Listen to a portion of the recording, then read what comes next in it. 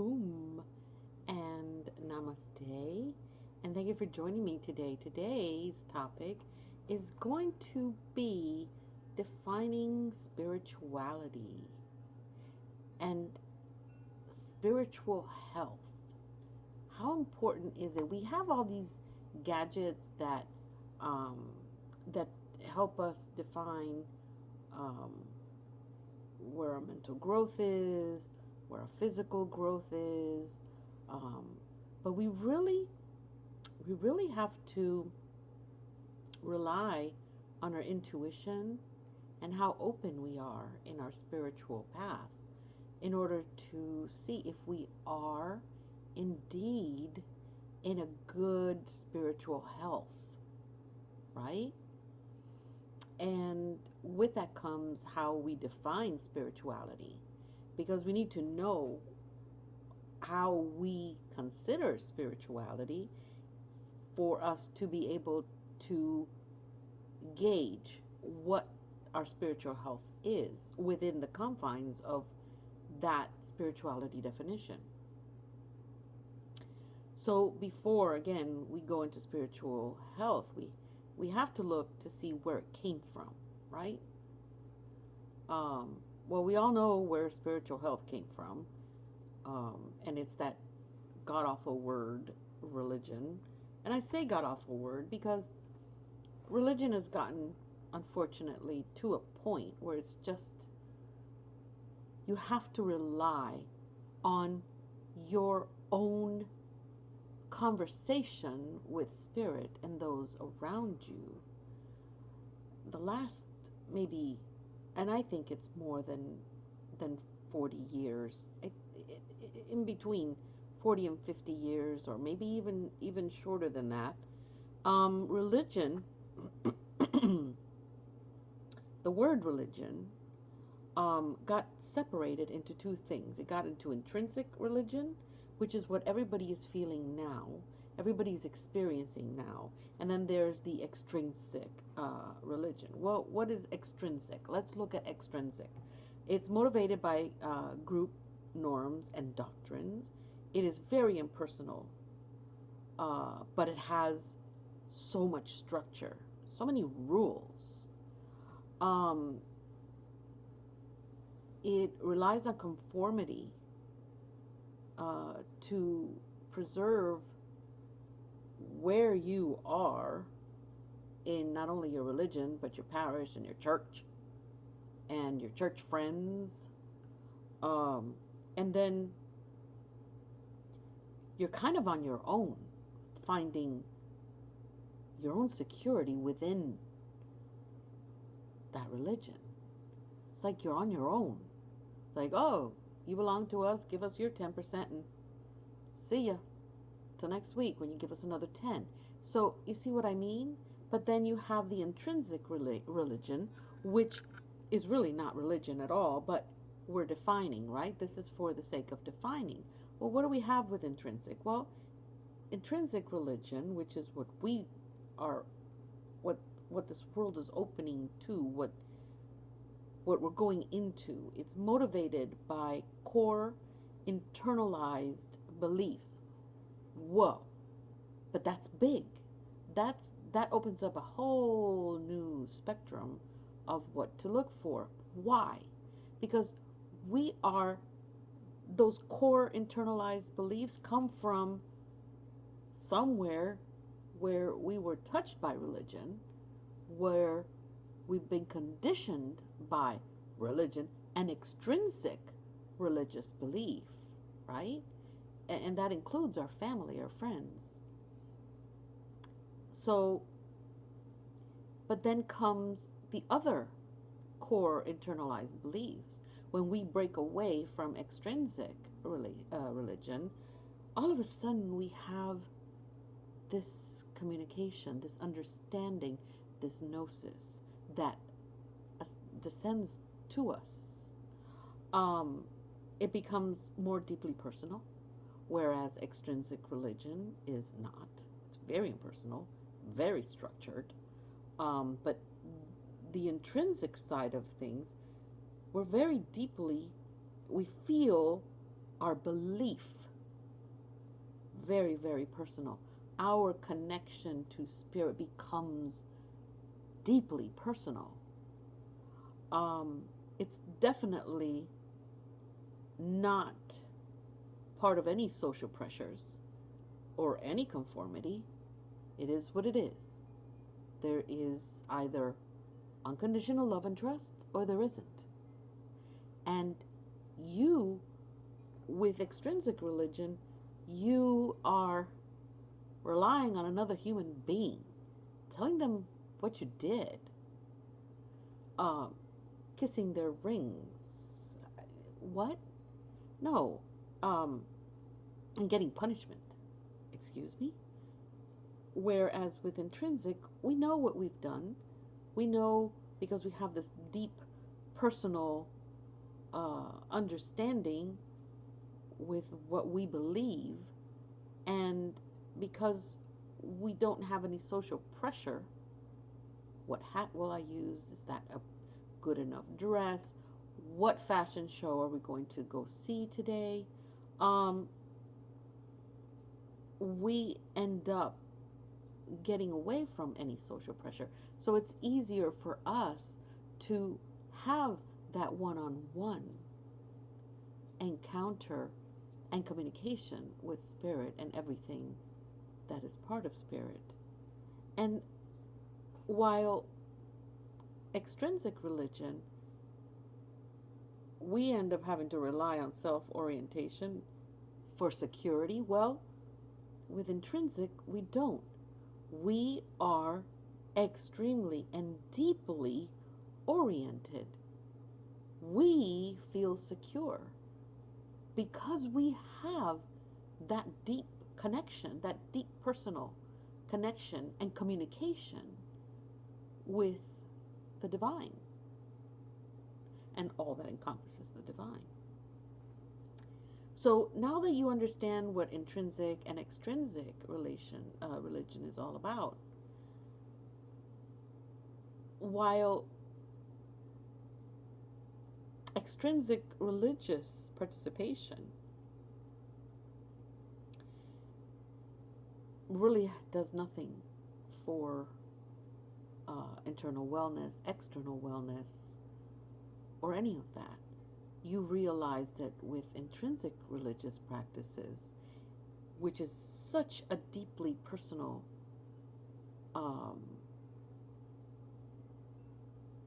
self doctrine that you share with the divine, you feel and you see and you can tell that it is very deeply effective.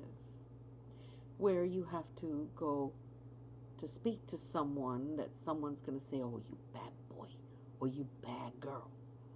No, there is none of that when you have that deep connection with the divine. In fact, you strive to be better every single moment of your day. Whereas the other way, you just be a good person on Sundays, which isn't even the right day. It should be the Saturday. That's the real day to rest. But anyway, so now let's look at spirituality. Well, let's look at the actual Latin word. It means spiritus, right? The Latin word for spirituality means spiritus. What is spiritus? It means breath, dude. It means breath. It means breath of life. Okay? Some people say it means breath, it means life. It means the breath of life. That's what it is, right? And everybody's got different spiritualities depending on where you come from, right? Christians have a different content as to what Hebrews have and what Muslims have and what Hindus have. But there's that one thing that they all have in common, and that is the oneness of all things, of all beings, of all living things. they all agree that it's the Creator. It is, right? Now, spirituality in itself, what it means, it just describes a process relating to our Creator, to the divine. While religion emphasizes the content and the different ways of the divine, who he is, what he is, um, and all that. The theology or the doctrine or the dharma differs. How does it differ? How could that make it different? Well, it talks about the connection to the essence, spirit. Yeah. Jewish and Christian traditions, mostly here in the West, um, use biblical words.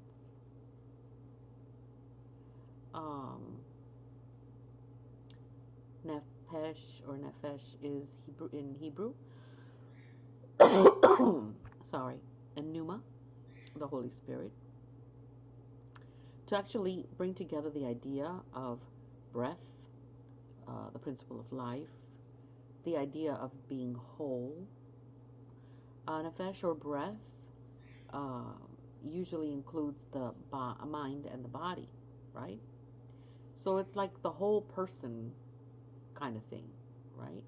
But Eastern traditions like Hinduism, Buddhism, Sikhism, well, they understand that there is great importance in the breath of a human being and how it is utilized in their meditative practices.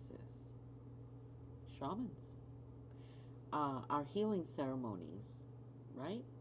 And we're talking Native Americans, Polynesians, and all shamans, right? We draw using a very similar process, but we draw healing spiritual power within one for whoever it is that needs it. So spirituality truly is the understanding and the actual experience of oneness, but with one group of particular powers, and that is transcendent power.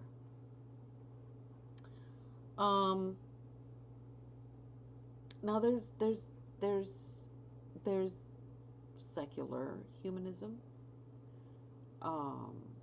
It's fairly new, but growing, and as we continue to see how it grows, we start realizing this is like a lifestyle, maybe, and it's a lifestyle of doing things that are healthy, bringing things in like ethics, a deeper connection with nature, belonging to a community, right? Um, these are groups that believe in uh, the perfect self, right? While secularism thrives with that experience, with the transcendent, of course, it brings to light a lot of extrinsic religions. But there's yoga for trauma and weight loss, mindful stress reduction, Reiki, Qigong, aromatherapy, guided meditation, transcendental meditation, mindfulness based psychotherapies, Tai Chi. Um, it you actually have a pretty good argument that spirituality is very intrinsic as far as if you want to label it a religion, but it is a secular movement, the way that it brings people together. But it brings them from the extrinsic religions as well. It's like, there's got to be more. Yeah, there is. Yeah, there is. What what we have with intrinsic uh, realities is we have a much better connection, a, a, a direct connection with divine beings. We connect to our higher self. We connect to the earth, its environment, the universe, everything that lives on this earth and in the waters. So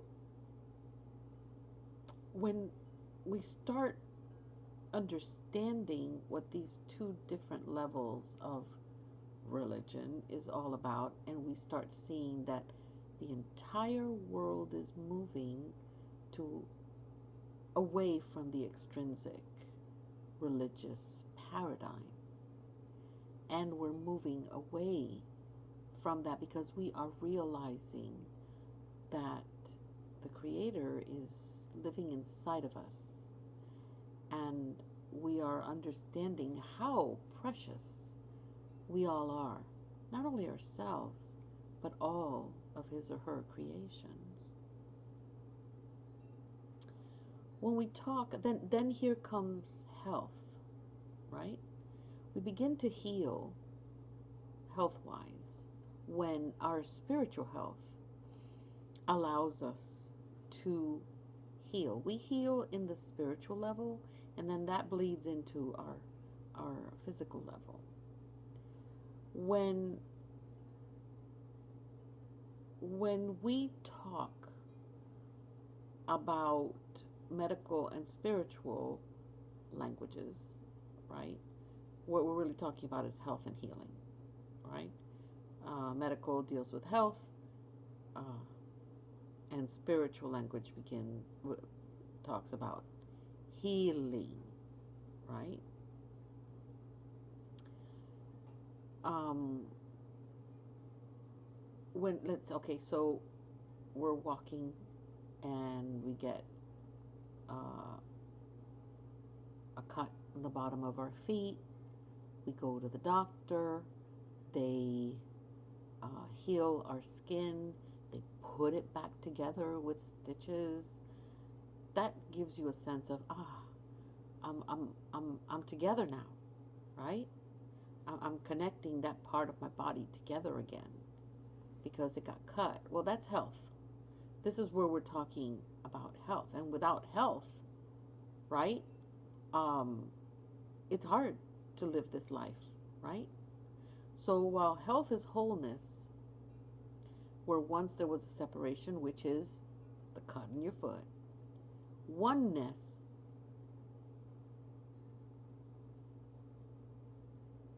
was there. Oneness was part of you, because without health and oneness, there is no life. Oneness meaning you're not alone. You have a connection, direct dial to the divine. Now, when you get spiritual health,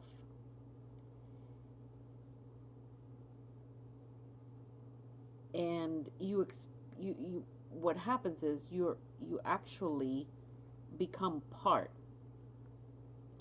of the divine. And then when you become part of the divine, which is, you already have that, but you understand that you are part of the divine, right? Spiritual health begins when you understand that you are part of the divine, and you start experiencing that wholeness, that oneness. You don't have to account for anyone. You have to account for you.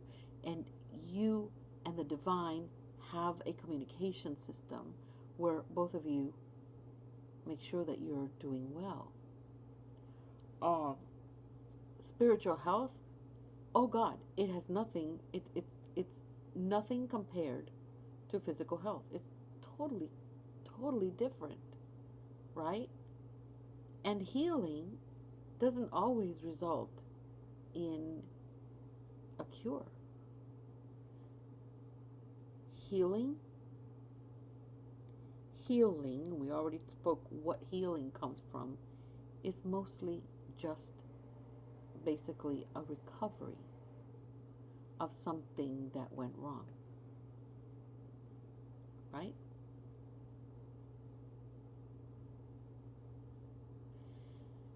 So we have a spiritual dimension of health.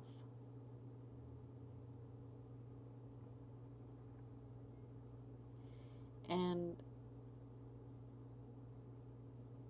the spiritual dimension is it's just a part that we're living, that we connect to when we are working on our spiritual health. It's like if it opens up. Oh, you're at this level. Let's take a look at this. Let's be part of this, right? Well, guess what it does? When you boil it down to all the possibilities or probable possibilities, spiritual health is a binding force, and it brings together different dimensions of health, physical, mental, emotional, and social well-being.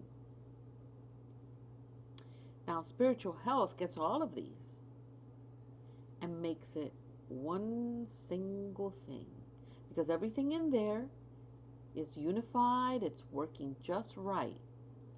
There's your spiritual health. That means that if your physical, your mental, your emotional, and your social aspects are well, you're going to feel whole. You're going to feel full. You're going to feel like you got it together, right? Now, this thing, this force, this energy that brings all this together and makes it a whole, then opens up this point of focus in your life, which gives you meaning in your life. All of a sudden, you're like, oh. And although the meaning can be different things, okay, it is still one of the most powerful inner drives that you're going, or anybody is going to actually feel, right? Because all of a sudden, you know your purpose. And from there, what do you get? Your passion, right? But before you get any of those four aspects have to be working together. Your physical, your mental, your emotional, and your spiritual. Your social. They have to be working together. So there's a lot of work to do. A lot to get to that point. Can you? Absolutely. Who? Yes, you can. But what does this do? What does this, what does being part of this wholeness, with meaning of life, with feeling part of the divine, being better? Well, guess what? It helps you transcend, because it's creating a bond between other individuals in your life that you are helping, that you are part of, right? But it also is the drive behind our ethics.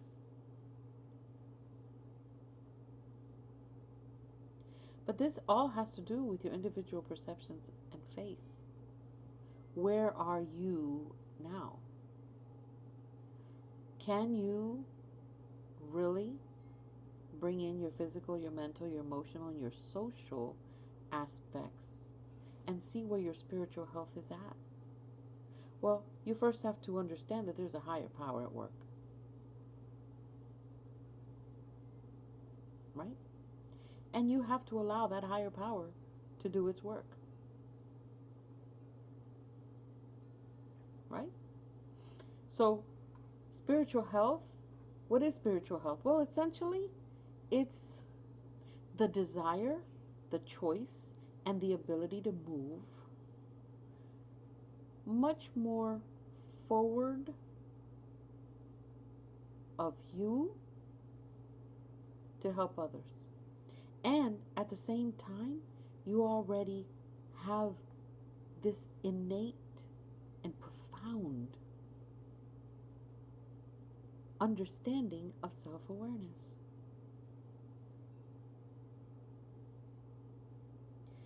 And, you know, when you want to measure, let's measure. Let's measure our spiritual health. Are you faithful? Is it easy for you to make decisions? And when you make those decisions, when you make those choices, are you hurting anyone in the process? Are you hurting yourself? Are you being honest in those choices? What kind of movies do you see?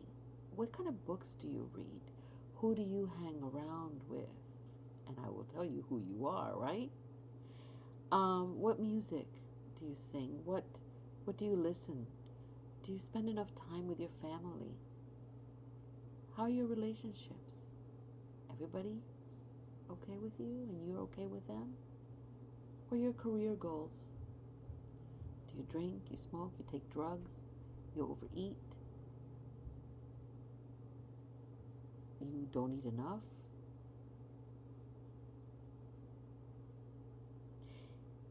Spiritual health is a culmination of how much meaning and purpose you can pinpoint in your life.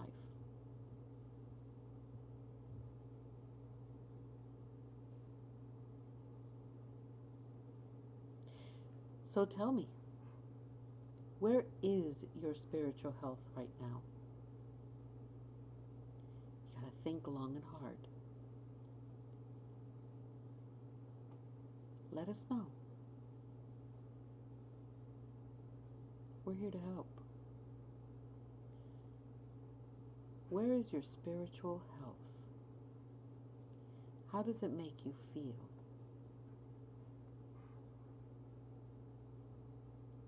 It's important because that is how it's going to go into your mental health, into your physical health, and then some. So let me know. Maybe we can point you to the right direction. But you already know, don't you? Yeah. This video was really made for some of you that just needed confirmation of what steps to take next. And for some of you, the beginning, the answer to your questions. How do I get there? Thank you so much for joining me today. Namaste, Ahum, and enjoy.